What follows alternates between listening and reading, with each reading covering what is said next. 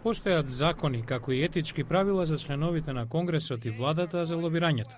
Професорот Марк Ром од Универзитетот Џорџтаун говори што ги дефинира границите. Да се дадат пари за да се заврши работата, тоа е против законот. Да се разговара со некого за да се заврши работата, не е. Но има многу начини на кои парите сепак влегуваат во политичкиот процес, што чини да биде тешко да се дефинираат границите. Медиумите и граѓанските здруженија будно следат како се врши лобирањето. Еден од оние што наблюдува е Кен Вогел од магазинот Политико во Вашингтон. Ако забележат нешто чудно, дури при најмал знак за неправилност во вршењето на влијание за одреден закон, веднаш реагираат.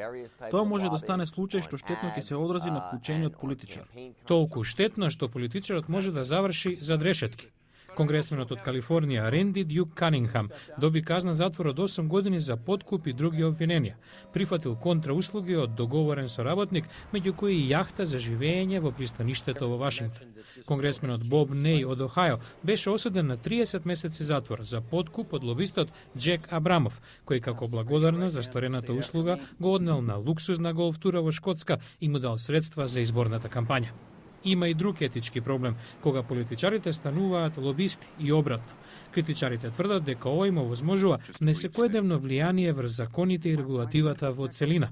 Например, ново истражување на Вашингтон Пост индицира дека тројца на секои 4 лобисти за нафтената и гасна индустрија порано работеле во федералната влада, а многумина од нив на законодавни позиции. Во редовното годишно обраќање до нацијата, Обама зимава кажа: ги исклучивме лобистите од местата на кои се креира политиката или позициите во одборите и комисиите на федералната влада. Па сепак и покрај тоа некои лобисти работат за неговата администрација под одредени исклучоци и согласно негова извршна наредба. Како лобирањето е меѓународна активност во Вашингтон во наредното предложение на оваа серија.